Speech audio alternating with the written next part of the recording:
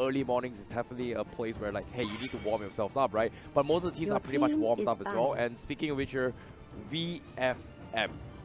You know, they went head-to-head against RRQ. They took one game as well, almost closing out the last game against RRQ. And this game, do you think that based on the experience they had from RRQ, will they play better against Impunity? Or do you think they have a little bit of a lack in terms of morale here? Honestly, I think they're just very comfortable in their own skin right now. They play their own game. They know what they want exactly. Their picks and bans are just kind of on point here, getting rid of all the S tier picks. You know that they have a good idea, good grasp of what the meta is coming into the first pick as well.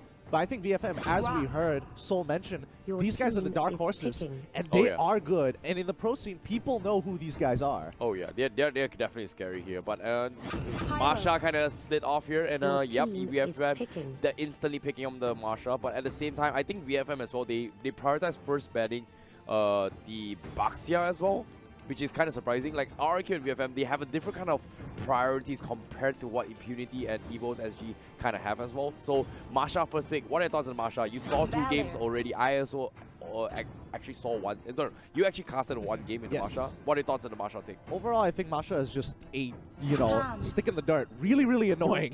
It's good, but it's super frustrating to deal with overall, especially if you leave her to do her own biddings here.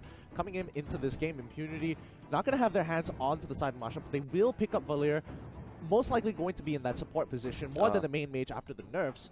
VFM, on the other hand, looks like they have a pretty solid lineup for now, but now how do they kind of want to prepare for the second phase of the pick and bans? Oh yeah, speaking of second phase, Chang'e gonna be picked here from the side of VFM, and it's worked up in the way, just to counter off with the Valor pick up here. I think before the couple patches back, like before they nerf Valor, Chang'e was kind of the pick here to do with Valor, right? Yeah. But now Valor is kind of like nerfed a little bit here. I'm surprised people are still thinking like, do you go for Chang'e or do you go for Gord? We see occasionally Gord being picked here from the side of RRQ, which worked out, but I don't know. It feels like it might be a fake here coming from Impunity. It might be like a support.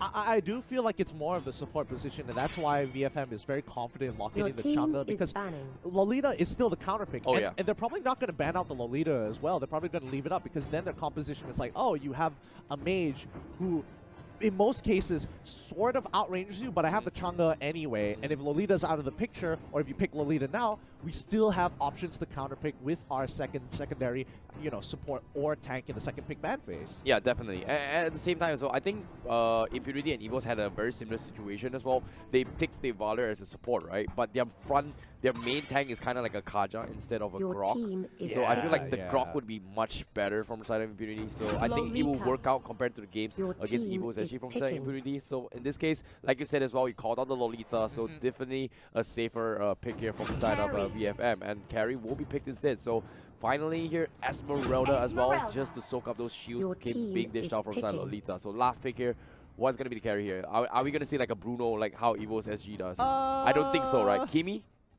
Maybe a Kimi? Here's where it gets a little bit awkward, because again, both teams are doing the exact same thing. They have options for marksmans, but the real question is whether or not they're going to lock in the Granger. Yep, it's going to be the Granger.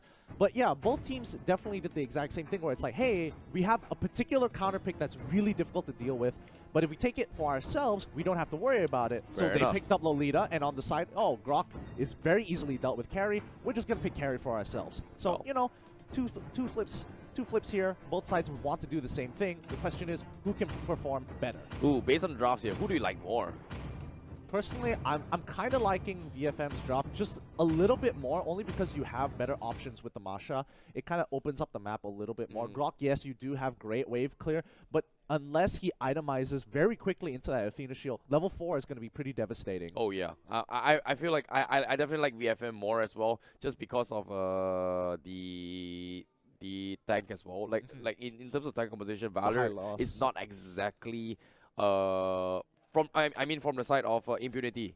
From the side of Impunity, the tank coming from Valor isn't that tanky as compared to what High Loss and I think Lolita was just contributing to the overall team in general. Yeah. Like if you think about it, like High Loss is like, hey, you dish out our spells, yeah, revitalize, heals, no problem. I think that's where Valor is like, he's not there to, you know, obviously he has a lot of damage. Yeah. I think that's a given. But when you're up against a Hylos, I think the most important thing is to kind of keep the team at a specific distance. Yeah. And I think that's his most admirable attribute. So he comes in, you know, glorious pathway. He starts running it down, and you're like, you know what? How about you sit right there?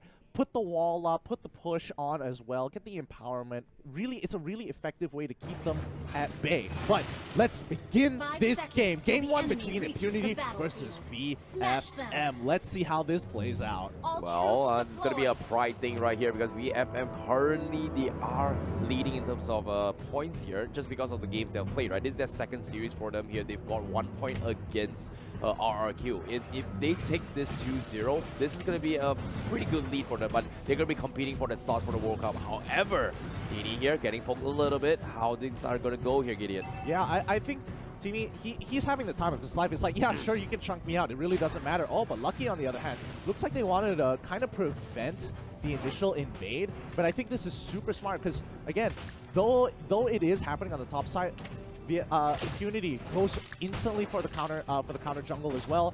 They basically lose absolutely nothing except their life totals. And overall, I think Vector honestly kind of lose out in terms of profit just because of that. Yeah, it's going to be a trade-off here between both sides. So nothing much yet here, but you can see that VFM, they want to prioritize this Masha farm here and get a couple of levels. He's going to dish him all the way by himself. I believe he has a Wooden Master himself just to get that additional XP later on just because he's soaking a lot of this gold here. So they're going to be pressuring from bottom side. However, VFM, before the 3-minute mark, they're going to be pressuring the top tier 1. This is really, really smart. But looking at the battle spells, everything looks okay. Looks like Atav is going for the arrival as well. Doesn't look like he wants to pop it anytime soon to kind of protect that top side. He knows it's not going to go down just yet. But they put so much damage, especially when they hit that level 4. And this is exactly what I was talking about. Meteor Shower, Death Sonata. ATV, he plays it really well. Goes a lot of sidestepping. Molten Sights to kind of give him that speed boost to kind of dodge it. But on the opposite side of the map, Impunity won't go down without a reply. Yep, at the same time, they want to go for the trade-off. However, I don't think they can go for it. Like you said as well, the fall, the bot bash as well, the falling Moonstar coming from behind as well. What? Going to give chase, but unfortunately, they can't seem to take down the high loss. Overextension here coming from Impunity. However, they will not get the tier 1 here because VFM, they want to punish it here from the sides. Not going to be going for the wraparound, but they committed so much spells there. They want to try and contest the turtle right now. Yeah, and Masha is still just going to have the time of her life. She doesn't need to be part of this fight, but she decides to go, and it looks like that backline is going to have a lot of trouble. T-Max, he's taking quite a bit of damage here, but on the backline, high loss is going to be the first blood of choice. But Watt is so out of position with the rest of his team to back him up and push VFM into their jungle. Blast! It's going to be A-okay, but Watt might be going down. He manages to survive. The Revitalize is enough to keep him up. Hyde goes down instead. Impunity win the trade-off. Well, I did not expect that here. I thought VFM was going to be pretty much taking that fight here. After they took the turtle fight, they've lost a couple members here. This was pretty much the recap here. Look at this. Here, the Numenor Blast looks so legit, but as soon as the Riders popped up, they reset the fight. Changi couldn't exactly do much just because they committed the Meteor Shower a little bit too early here for the turtle buff. Yeah, I think they need to kind of play a slower paced game, especially from Impunity. Just because Vec is slightly ahead, but they're more prone to making a mistake if they play this slow. Now look at this. They're going straight for the dive, and Lucky, he wants to lock them down. They want to break that turret and then go for the dive. And Teeny, he's already got 3 bars of health. They realize this. They pull back. They're like, no. And this is what I'm talking about, slow play. They don't need to force the dive. They just need to focus on the objectives. Oh, I like what VFM is doing here. If you notice what's going on, right? Lucky and Who is just buying their time here. And while on the top side here, ATV is the one going to be getting picked off. And if you pay attention here, VFM has done at least 2 or 3 stallings here where they just hold Impunity at downside for like about a good solid total of 1 minute now. And because of that, they were able to allow the Masha just free farm his way through, build up an economy. And because of that, VFM now is currently leading by a 2k gap. Yeah, and that's going to be a really important gap here because Masha is going to be very crucial to putting pressure here. Oh, Lucky. He's in so much trouble and he knows it. He knows he's going down. Great Guardian's barrier coming in from Boom. Completely locks him off. Yep, nicely done. At the same time here, they've got those objectives. Will they be able to capitalize on a couple of towers here? Because Masha is going to do what Masha's going to do best, but boom! Unfortunately, gets caught out. Numenor Blast Biz committed Meteor Shower as well. Unfortunately, they will disengage from side Impunity, but great stuff here from VFM. But on the bottom side, Masha solo killing Paragon. Yeah, that shouldn't have happened. That definitely shouldn't have happened. Now VFM going to take this lead and push it down. Impunity see how far they can take this away. They're trying to clear this wave, but they're going to get a good amount of damage onto that mid-tier 1. It breaks as soon as the siege minion goes down, and Zenz has to back off.